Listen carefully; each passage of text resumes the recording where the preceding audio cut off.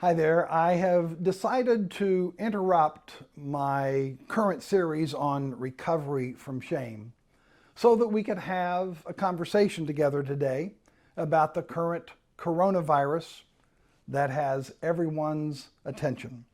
Our situation here in the United States is changing every day.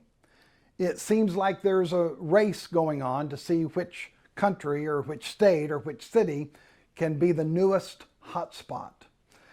We keep looking for the spike to happen. It's obvious that that is days or weeks or, God forbid, months away. Our prayers truly go out to those who have suffered the most as a result of this coronavirus outbreak, especially those who have lost family members and loved ones. But even if we have not tested positive for coronavirus, all of us are still experiencing loss and the grief that comes along with that loss. We've had weddings and funerals interrupted. We have had family gatherings and baby showers completely tossed up into the air. We've lost money. We've lost jobs. We've lost income. We've lost businesses. We've lost 401ks. We have had surgeries suspended and graduations postponed, and the list goes on and on. And then on top of that, we have all been told to stay home. Now, normally, the governor comes on and tells us all to stay home. We all just shout hallelujah and we enjoy the vacation. This is not a vacation, is it? Sometimes that stay home feels like a prison sentence.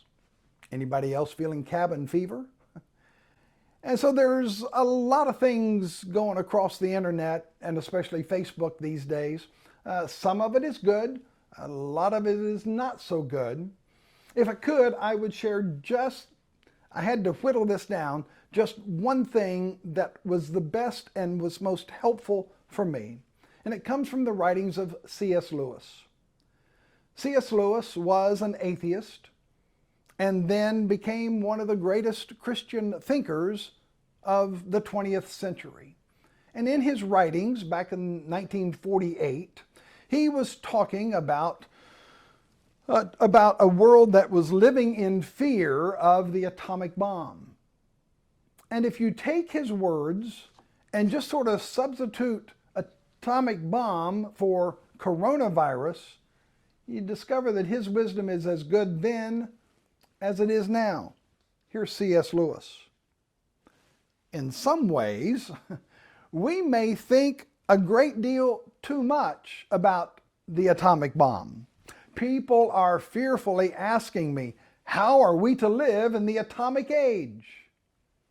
And I am tempted to tell them, well, the same way you would have lived in 16th century England when the plague came around every spring, or the same way you would have lived in the Vikings age when the raiders from Scandinavia would come and maybe slit your throat while you slept in bed tonight.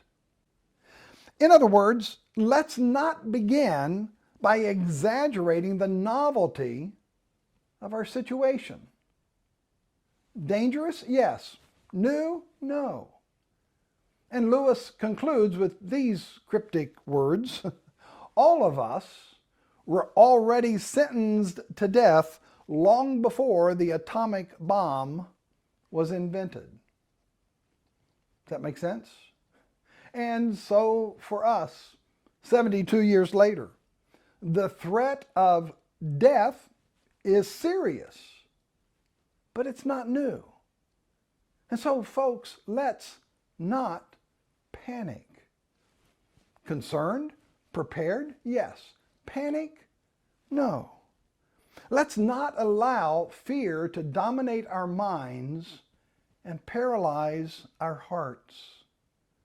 Let's continue to live and love and serve and enjoy the people that we live with as long as we keep the right kind of social distancing. Hey, breaking news. Breaking news, hear me. God is still on the throne, and we can be strong and take courage. Can I tell you that again? Breaking news, don't forget. God is still on the throne, and we can be strong and take courage. Thank you for spending a few minutes with me. You are in my prayers. If there's a way that I can pray more specifically for you, please let me know. God bless.